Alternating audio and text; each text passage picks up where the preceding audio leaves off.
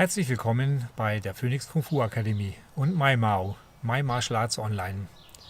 In diesem Video erzählt uns Großmeister Rene Latosa, wie er von seinem Vater im Eskrima beeinflusst wurde und was der Ausschlag war, seinen eigenen Stil, seine Eskrima-Konzepte zu entwickeln. Ich wünsche euch viel Spaß beim Zusehen. Es geht gleich nach dem Intro los.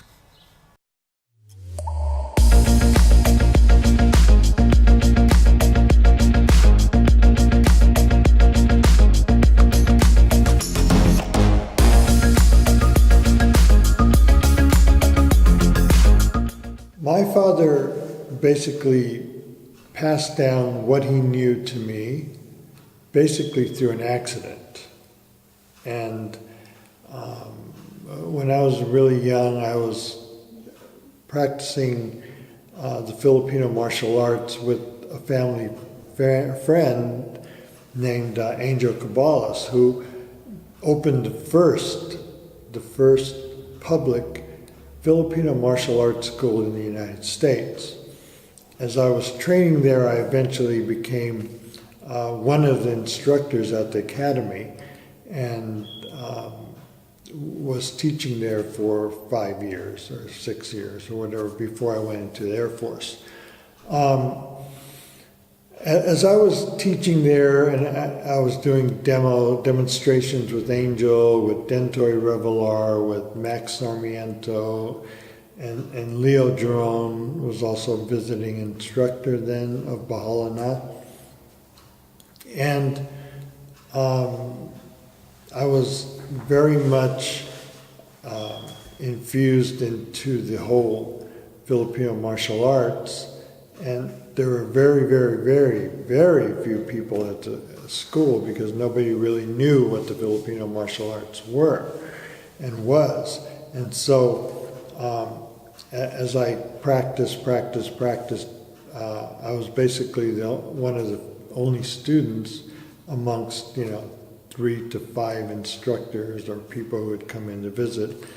And they would show me various things that they did, different styles and things like that.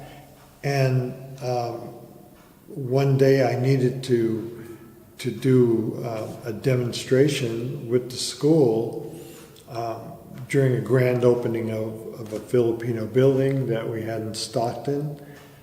And I needed a practice partner. So I asked my father whether he would help me throw sticks moves at me and do whatever. And he was reluctant, and I said, I really need a dummy to help me do this. And so he was a little bit upset with the name calling, but he came and helped me train.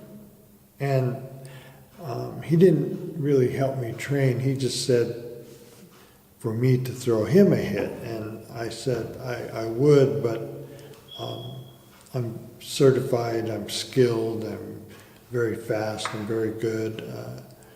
And, I wouldn't want to hurt you. And so he said, just hit me. And I said, no, you're my dad, I don't want to hurt you. And he said, hit me.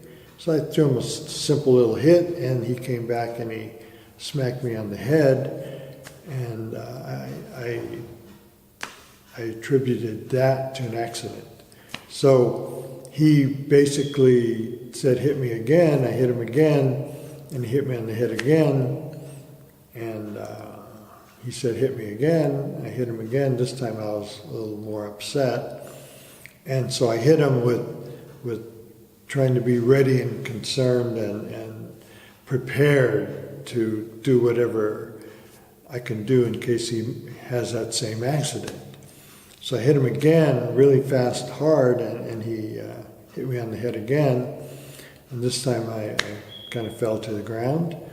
And so he was a little bit laughing. And so my mom came out and stopped him. And then he went away. And so from then on, I was just ready to quit because it doesn't work. Stuff doesn't work. Nothing works. And so anyway, he basically, that later that day told me what his history was, how long he trained, who he trained, and where he trained, and who he fought. He had real fights, and you know, with knives, swords, sticks, staffs, whatever. And so he really knew the combat aspect. He wasn't playing around. So he kind of gave me that to go towards, the objective to go towards reality and reality-based fighting. So I took all the ideas that he had and all the ideas that I had learned and kind of put them all together.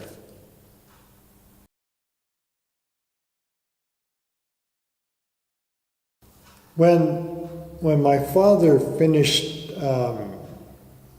showing me that my ego was really too big, and it was teaching me things and movements and concepts and attitudes and all the things that go with a martial art warrior. And I took what I had known before, and I had taken information that I got from a lot of the older Filipinos who would come and work out with me. My dad had a building in Stockton, and a lot of old guys would come in there, play cards in off seasons, and hang out and do things. And I was in there practicing all the time. And you know, there must have been from 20 to 50 of them that would peek their heads into the door where I was training and come in and give me a piece of their culture, their piece of their style, piece of their history, and then go away. And so I picked up many of the traits, many of the elements of how other people fought, and how people with secret systems and people who actually died with their system, you know, brought their system to the grave with them and never having shared it. I was lucky enough for them to trust me to show me moves of their own system, whether it was in tight, long, in the middle range, and whether it was a knife, whether it was a impact tool. But I got all this information just by being interested in the arts and appealing to their youth again, and what they did when they were younger, how they practiced and did all the things. But through all that, I took all the development and how I moved through this time and figured out that in order to become and stay in the Filipino martial arts, there had to be something that ties us very much together.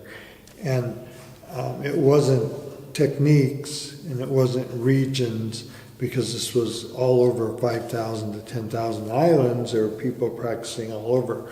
And at the time, there was no way to centralize any of the teaching, so everything was scattered. But something held this together to make it the Filipino arts. And through that idea, I developed concepts. And everything that I teach is basically geared towards concepts. And concepts are used so people can practice the techniques the way that their body fits them, the way that their speed fits them, the way that their attributes fits them. So that's how the concepts originated.